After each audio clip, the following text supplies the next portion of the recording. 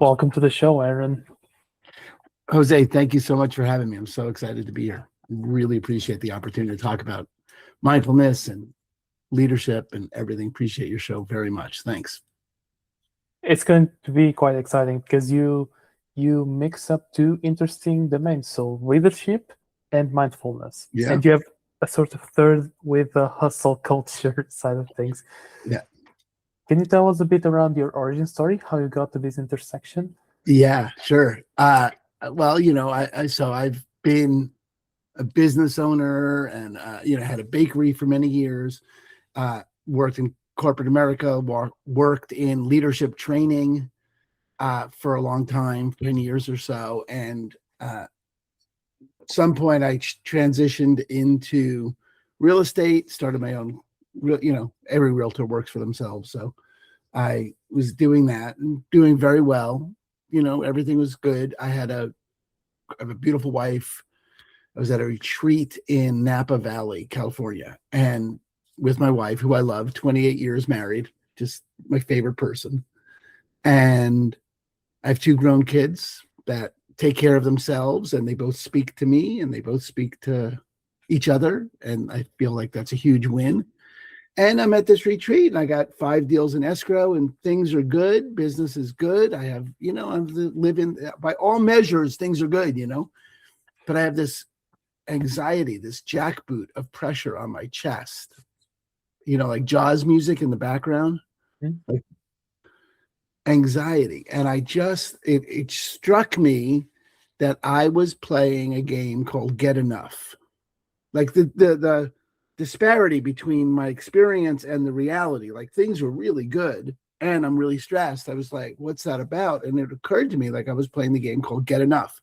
When I get enough time, when I get enough money, when I get enough, then I'll be okay, which is the hustle culture trap, right? That's the but you can't fill that hole because who you are in that moment is I don't have enough.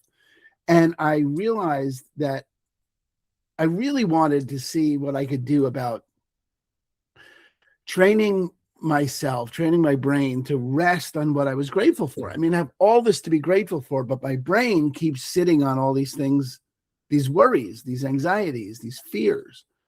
And I thought, well, what if I could train my brain to rest on what I'm grateful for? What if I had some agency over my attention, And I thought that would be great. And I had learned to meditate in my 20s, but sort of stopped, I was on and off. I was in that world and out of that world, but wasn't really doing it as a practice.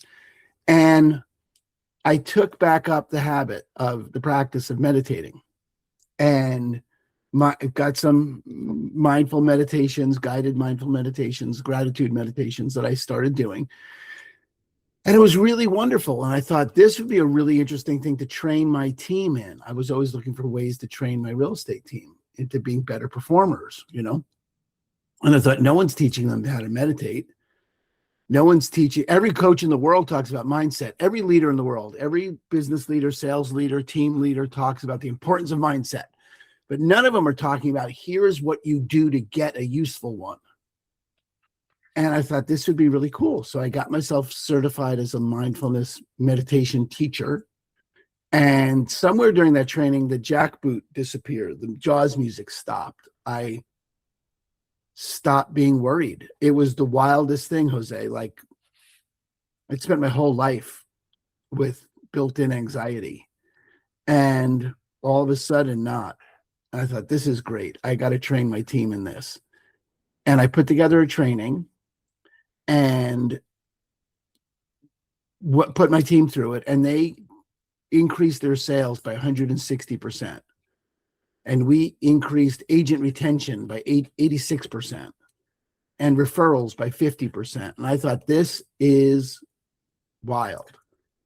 No scripts, no new scripts, no new lead sources, blah, blah, blah. Nothing, just mindful meditation. And they increased their performance. And I thought this, and then I got really interested in mindfulness. That really was like, okay, why don't people talk about this? Or why don't people do this? Because this is, and then I got into the neuroscience of it and started studying it and practicing it. And I've got about 300-400 people through the training. And not everyone doubles their sales, but it's certainly not uncommon that people double their sales. It's rare that someone doesn't get the benefit of it. It's a little bit like if you eat less calories than you burn, you'll lose weight. Like it's just math. It's just if you train your brain to not be so reactive, you perform better. And so I got interested in it. So for me, it's hustle culture's over here. Mindfulness is leadership is in the middle. And you could either go down the road of hustle culture or you can go down the road of mindfulness. And there's just far better results down the road of mindfulness, I found. So that's how I got into it. Absolutely wild results. Yeah, What wild results. very interesting on the neuroscience part. So what mechanism was, well, let's say, being alleviated by the lack of hustle? Yeah, well, if you just look, we have this inside the current paradigm of hustle culture, grind, got to work, 5 a.m. ice bath, and the whole, that whole world where our busyness is a badge of honor. I'm busier than you. I work harder than you, like all that stuff. There's a sort of a context where people get to brag about how they work better under pressure. They're a good pressure worker or whatever. They work better under pressure. Except if you slow down for a second and you ask somebody, do you work better when you're pressured, frantic, chaotic, upset, pressured, like there's a lot of pressure, or do you work better when you're calm, centered, focused, and grounded? Nobody chooses pressured when they have a choice. They would prefer to work, and they know inherently, instinctively, when they're calm, centered, focused, and grounded, they perform better. It's not even a question. It's just that no one's trained them to be able to stay calm, centered, focused, and grounded when things get chaotic. And so the mechanism that's happening when you learn to meditate and when you meditate, and this is like lifting weights. This is as simple as if you lift weights, it'll grow muscle. Like that, no one's like, well, I don't know. Tell me about the neuroscience of that. No one doubts that. If you meditate, and there's a lot, and we could talk about the myths of meditation, but if you meditate, you learn to meditate, you are growing your prefrontal cortex, your rational reasoning side of your brain, growing the neuronal pathways in there, and you're quieting your amygdala, your fight, flight, or freeze mechanism. So you become more responsive and less reactive. That's as reliable as eat less calories than you burn and you will lose weight. Like it's just math. That's what's happening in your brain when you meditate. So you become more present. You become more available. We were looking at, well, why did we increase sales? Well, maybe because our salespeople were able to listen more and they were less attached to the personal outcome. And they, every sales team in the world gives lip service to, we're here to serve. No sales team is like, yeah, we're here to make them buy. I mean, that's not true. There's boiler room, used car, high pressured sales. But for the most part, conscious salespeople are always talking about how they're here to serve. But unless they can detach their fight, flight, or freeze, unless they can quiet that down, it occurs like sales occurs like a threat. Mm-hmm. And so that's the other piece, I think, neurologically that opens up for salespeople when they learn to meditate, when they can slow down, is that people trust them more. Because they're calm, because they're here for them. And they can pick up on that, the mirror neurons phenomena where people recognize something over there in another in themselves, lets them trust you. And that's a big deal. Yeah, it's essentially compound. It's a compounding effect because by getting one of your sales staff in a better state, more mindful, more present, more more attentive to the details of the conversations, listening more. Naturally, they start to get better results. Other people get interested as well. What are they doing to get results? So it's that direct cause effect that you see someone do it, you try to do it, you also see results, and it naturally expands across your network. Yeah. Yes. It's just like that. Because one of the issues with meditation is a sort of stigma. Like, oh, I need to sit down on the floor and just be with myself. What would you actually recommend for people wanting to start out with meditation? Yeah, it's a really great question, Jose, because that is really what people think of. They think of the emptying the mind, sitting on the floor, cross-legged, incense, hours, maybe a temple in Nepal. So, and that is a way to meditate.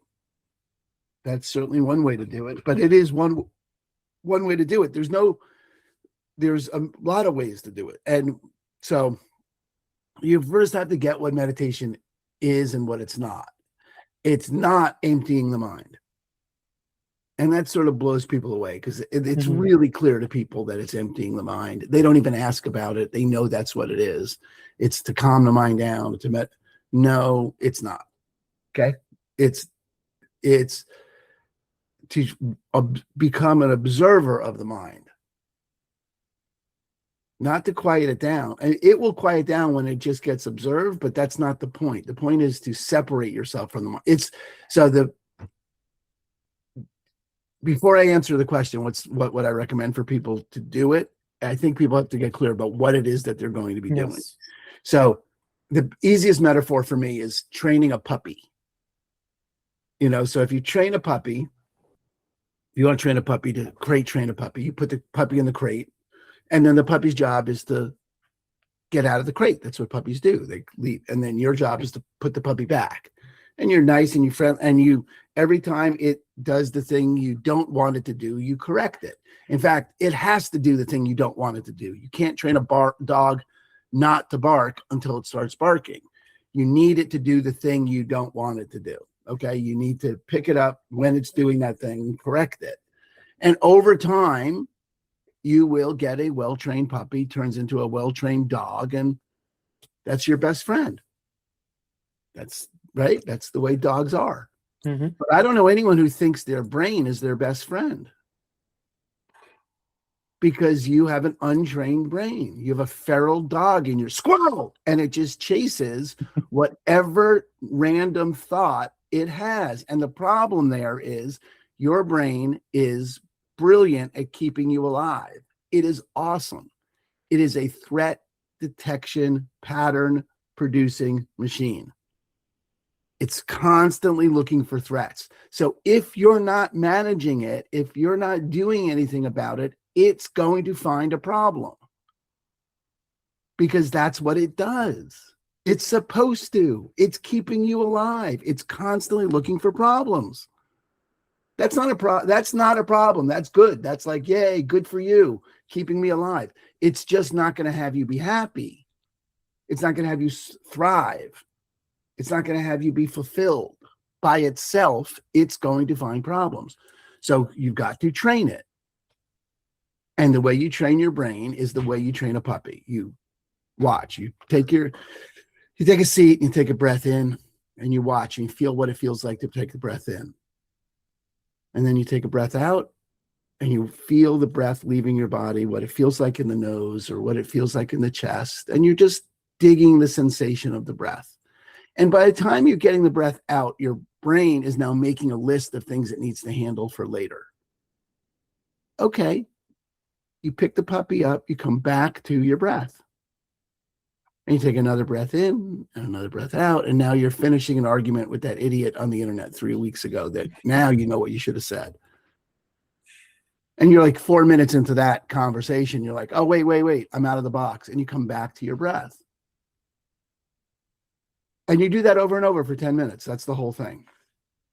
You're just picking your attention up and you're putting it back on your breath. You're picking your attention up and putting it back on your breath, or some other object of attention. Doesn't matter if it's your breath or the air conditioner sound or the way your Something feet to go. direct your attention Yes, to. something to focus your attention around.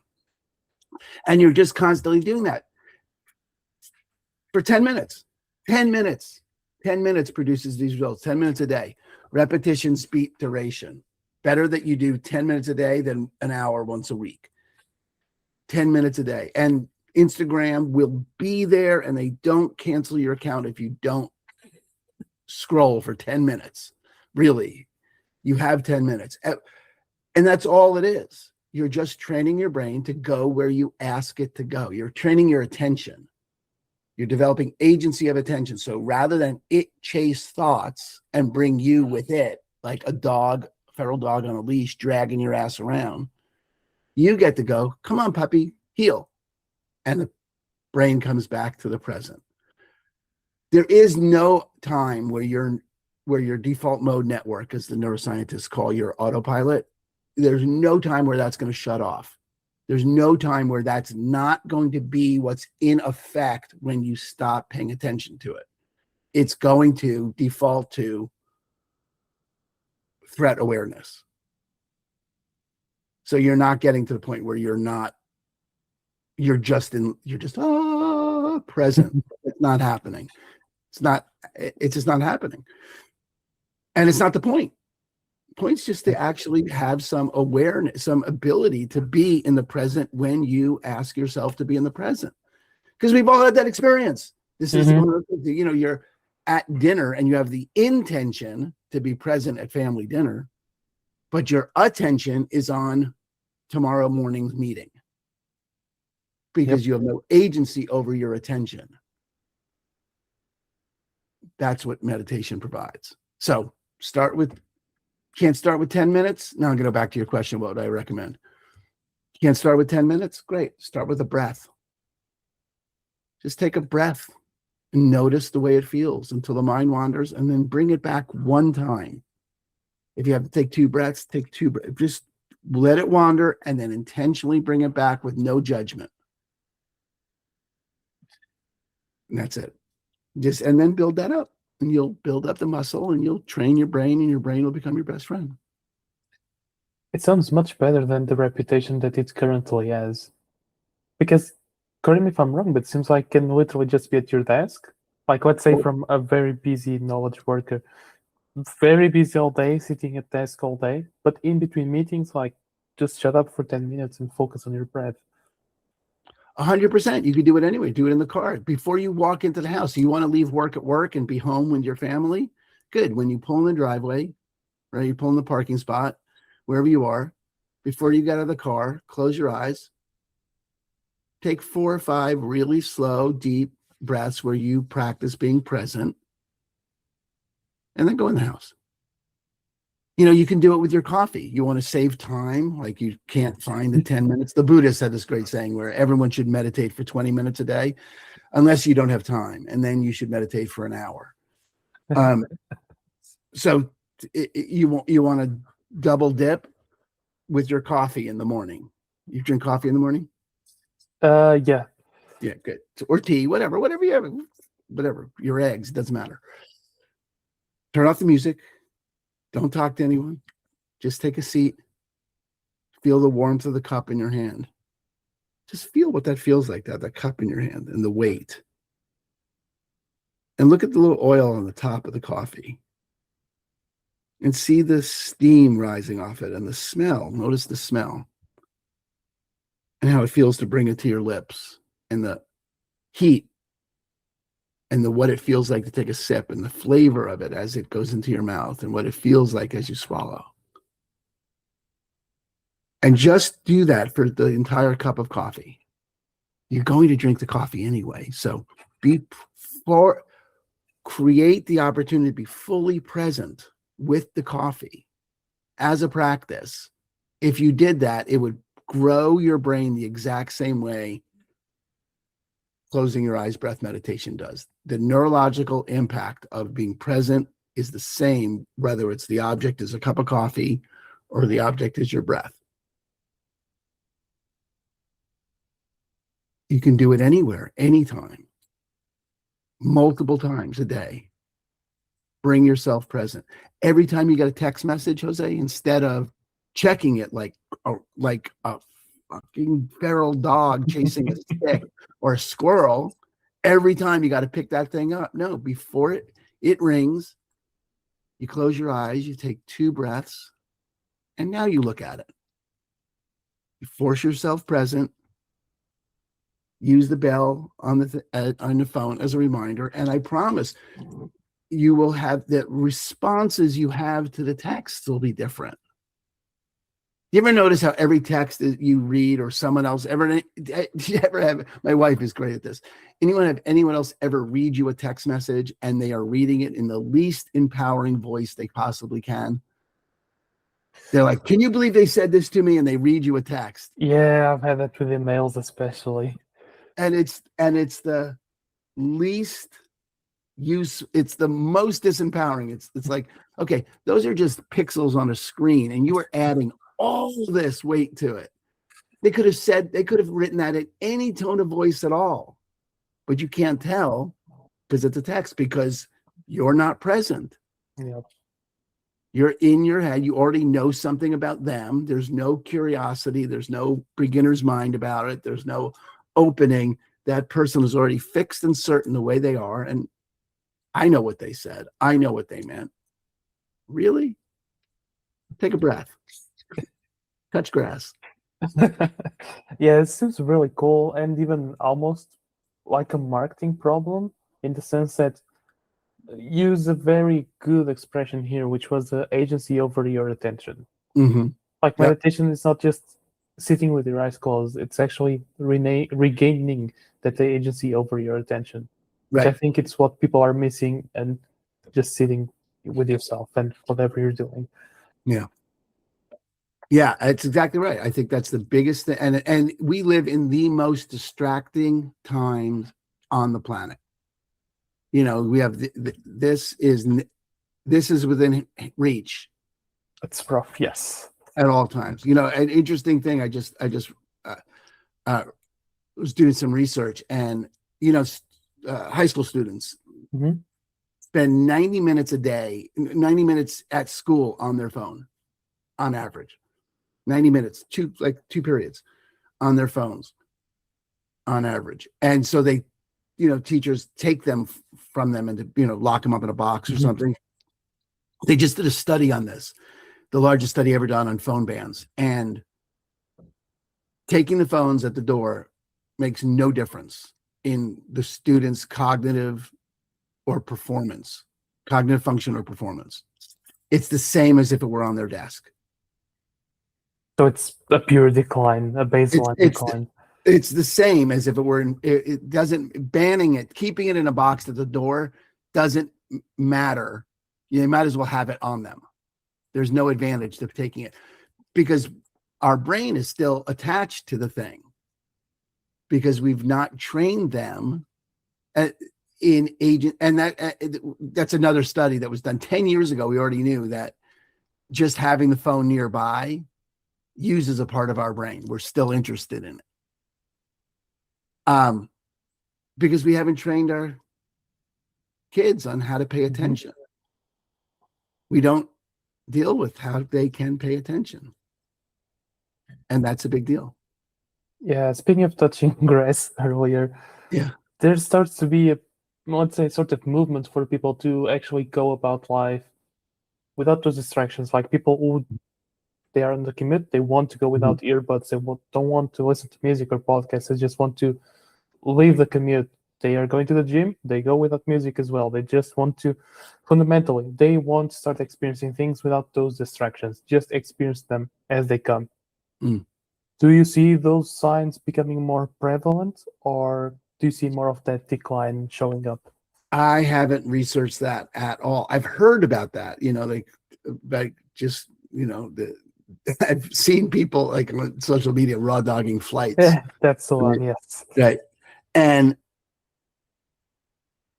I don't know, other than that anecdotal sort of humorous take at it. It's funny because I've seen it and I never lined it up for myself as part of a mindfulness movement or a part of these people want to be mindful. I always think they just want clicks. and they're doing something. Hey, look at me. Yes. But certainly maybe. I don't live that way. As a mindfulness teacher and someone, an author, and someone who's makes his living with this, I have headphones. I don't go through that. If I can avoid going without my headphones, I do. If I'm with my family, I don't just walk around with my headphones, but if I'm by myself, I do. So I don't have that I don't have it as a practice. Although, there are plenty, you're not, I don't know, I'm much older than you, right? So we didn't have iPads. We didn't have, you sat in the back of a car with your brother. Your biggest game was to piss him off. There was no, there was nothing there. We spent a lot of time bored. And there's Exactly. there's a decent amount of science evidence being, discovered, created, researched now that boredom, that space of boredom, is a critical part of one's cognitive development. That there are, the constant entertaining and the dopamine hits that come from being constantly entertained are somewhat suppressive to creativity, to performance and action. And I don't know enough about that to speak to it other than what I just said. I don't have any, research about it for myself, Yeah, I was asking actually in part because of my own personal experience, because I've gone through those periods of being, let's say, hyperactive digitally. Yeah. And not doing it after, so deliberately stopping, like putting the phone away, putting a grayscale U on the phone so things look boring, going on without my earbuds, etc. I could feel myself be more creative in those periods. Felt like, okay, finally my inputs are shutting down, so I can actually process the information inside and make something out of it. Yeah. It is, let's go back a little bit, but we were talking about the framing, the marketing of mindfulness. And, if you were in the 1960s, if you saw someone jogging, you would think they were being chased, because there was no framing for individual people running to improve their cardiovascular health. It wasn't a thing. You wouldn't see just Joe Blow, your neighbor, running for their health.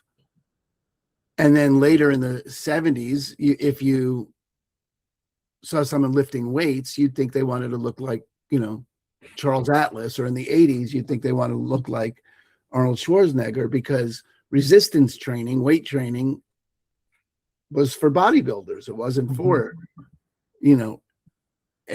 everyone. And then later yoga, same transition from hippies and gurus to there's a yoga studio in every corner. The framing of it, the container, the context for it shifted. Same thing with mindfulness and meditation. Right now, we're still in the hippies and gurus and sitting, emptying your mind, incense, cross-legged phase of its awareness, but it's as useful. I don't want to say it's more useful, but it's as useful, if not more useful, than running, weight, yoga, is because it's training the thing that would make running, yoga, and weight training available. It's the thing that'll keep you from, spiraling about your relationship, or about your career, or about your employees, or about your, about your staff, or about that sale, or about your weight, or about your health, or about any. It's the thing that's drives everything. It's fundamentally accountable for your satisfaction and happiness. And if you can train that up, you can find yourself satisfied and happy in any circumstances, which is frankly why a lot of leaders and high performers do not see the value of it, because they're afraid, if I were completely satisfied in this moment, I would lose my drive to do what I've done. I wouldn't have gotten to where I am if I was completely satisfied. My dissatisfaction or my anxiety, this has driven me to this level of performance, and I don't want to give that up. I'm afraid I won't perform anymore. Yeah, to an extent, satisfaction will kill the ego and that drive. Yeah, well, so killing the ego is a really interesting phenomenon because it's probably, as far as I can tell, it's why the meditation apps have such a high churn rate. People start them and burn out, stop, quit. I rarely meet people who've never meditated. Mostly I meet people who have tried to meditate and failed. Yeah. So it's really rare that I meet people who are like, I've never even thought of that. But that thing about the ego death, about, killing your ego is interesting because it's your ego. It's that sort of drive to be better that gets you to the meditation app. Yes. Right? You're like, oh, this will be great. This will, except what the ego doesn't recognize at the time is the better you're going to be is you're going to lose the need to be better. And then when that becomes apparent in the practice, the ego's like, fuck this. You're not good at this. Don't do this. And you decide, I'm not good at this. It's not worth it.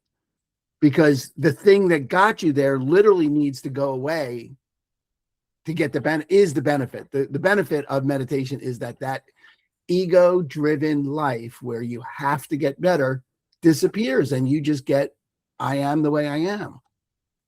And so we got to say something about that because it really does seem like, well, I'm not okay the way I am. So I don't want to meditate because I don't want to be okay the way I am. I want to change. So two things about that. One is, how's that going for you? Is that working? Are you getting, yesterday was different than the day before in some way that I don't know about? Or is it just more of the same? Because that's not going to produce the result. That's the enough world that I was in. Like, as soon as I lose enough weight, as soon as I can lift this pound, as soon as I can get that deal closed, never going to happen because the context is something's wrong with this. So whatever you put in the world of something's wrong, there's something wrong. There's still something wrong. Because the thing is, the box, it's like you're sitting in a lake. You can't throw you enough towels to get you dry. You need to empty the water. You're in a world. Okay. So, and there is a world that's available of higher performance when you are completely satisfied. Instead of doing things to fix yourself or fix the situation or get it better or handle something, you're producing results because you're committed to, because it fulfills you, because what else would you do? Why else would you act except to produce a result? It's just you're no longer attached to the outcome. You no longer have to win to tell people you won. You're out to produce a result that fulfills you, that's inspiring to you. It's the difference between acting from in order to, like, I'm going to do this in order to get that. I do this in order to get that. I work in order to get paid. Mm-hmm. Right? That world is a driven, automatic, unfulfilling phenomena because there's no end to the in order to game. The other side of that is you do it out of devotion.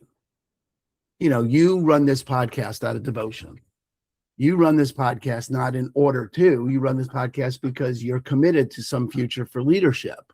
Yes. You do this because it inspires you and you do it. And the results you get compared to whatever you're committed to. And then they all, we don't know each other. We've just met, right? But I'm guessing that those results that you produce out of the podcast, you reference against the future you created, that what's possible for leadership. And then you adjust from there, which is different from I'm doing this in order to get paid.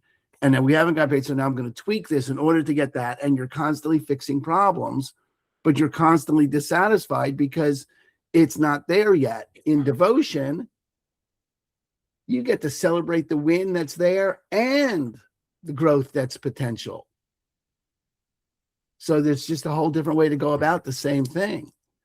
So if you're afraid that you're not going to produce the results because you're not filled with anxiety, rage, disappointment, frustration, upset, okay, you can live the life of that, but you don't have to.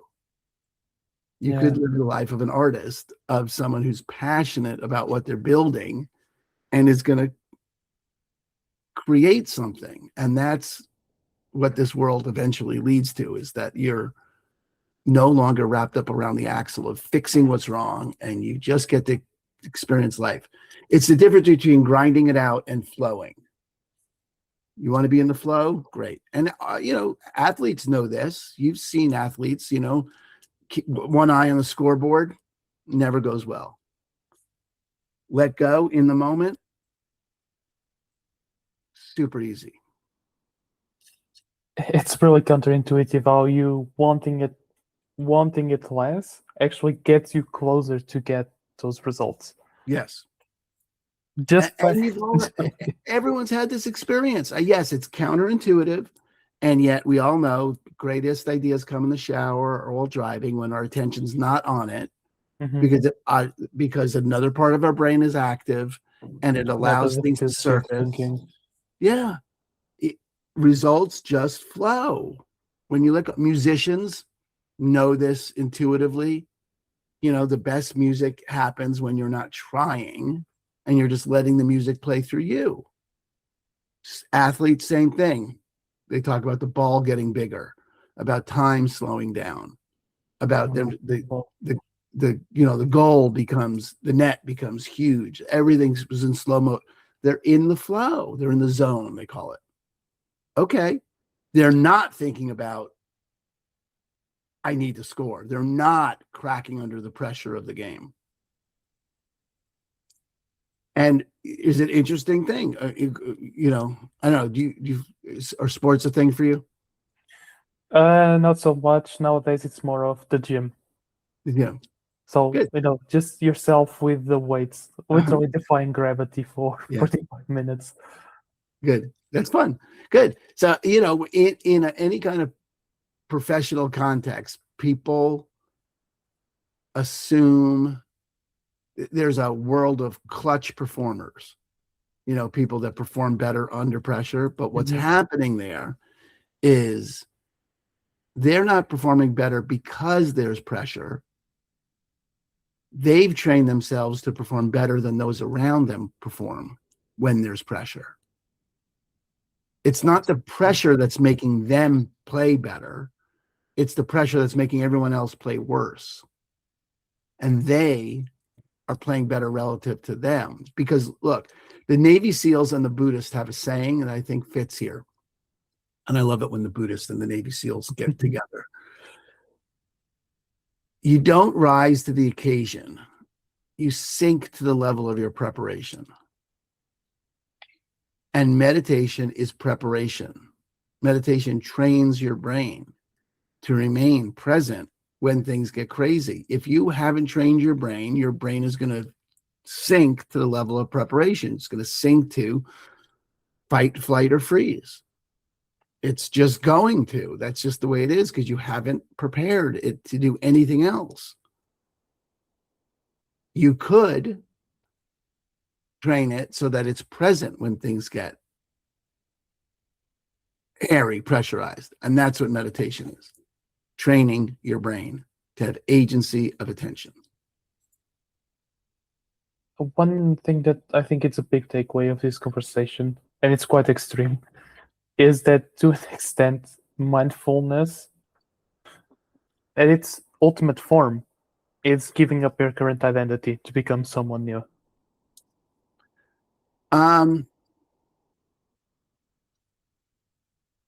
Yes.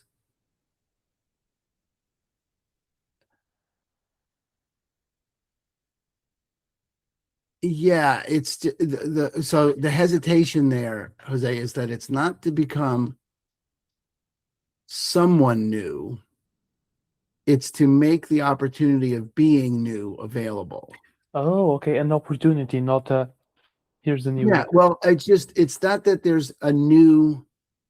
I mean, this is sort of very now deep into the weeds of mindfulness, right? For people that haven't practiced, just it's a performance enhancer. Let's just leave it there, you know. But if you're going to get into the sort of the meta view of meditation and mindfulness, it's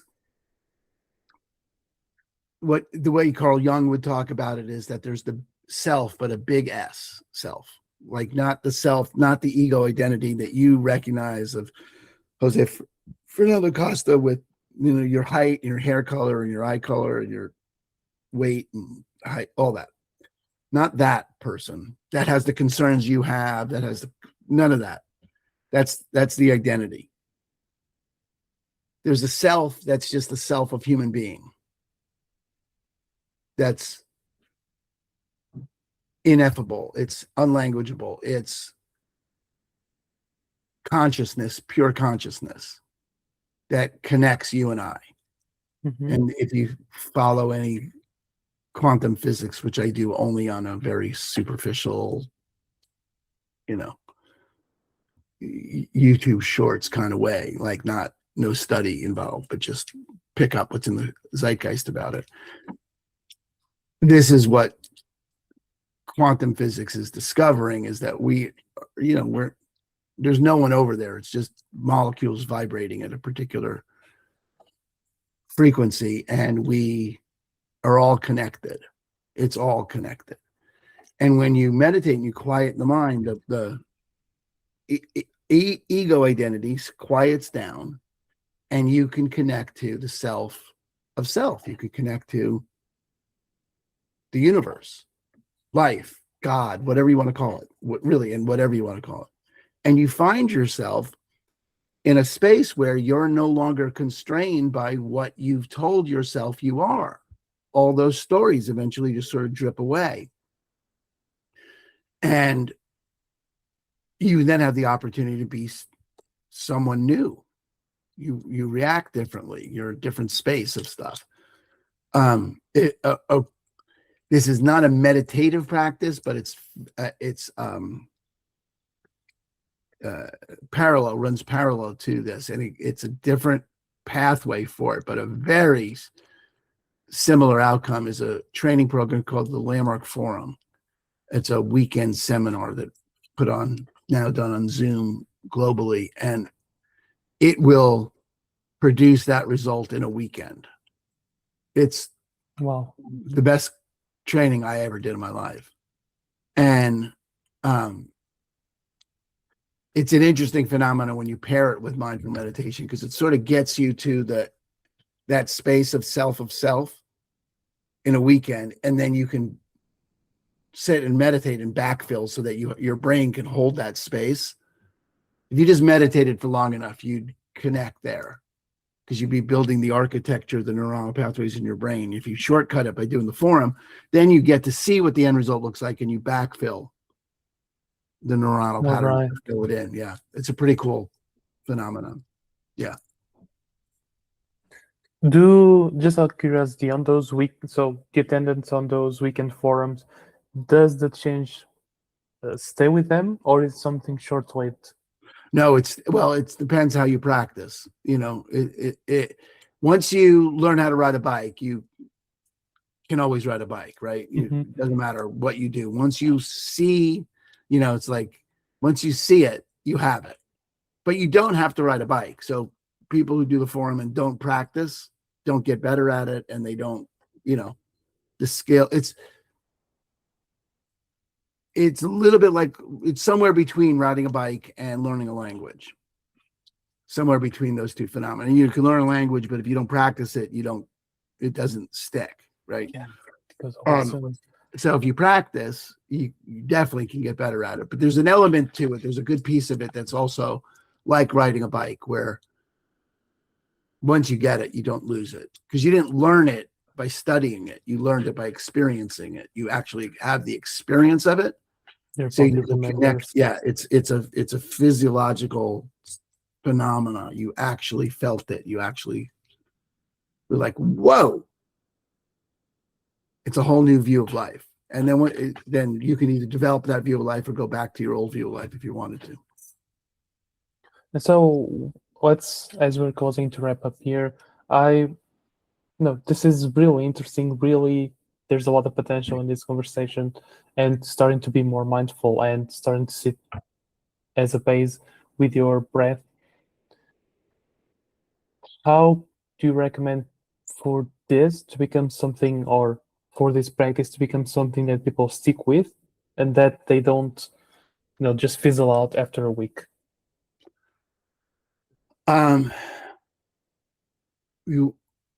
If you're going to practice something first, practice being kind to yourself first. Practice being kind to yourself. Like, when you learned how to walk, Jose, you stood up on your little legs and someone cheered.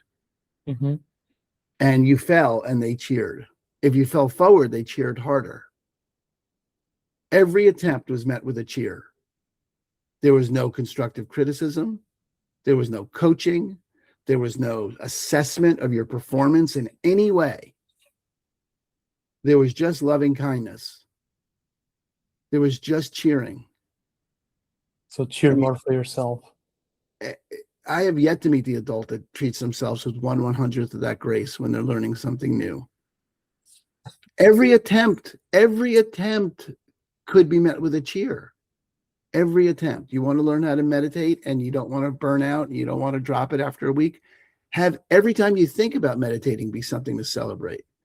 Even if you don't sit and meditate that day, you thought about it, that's a win.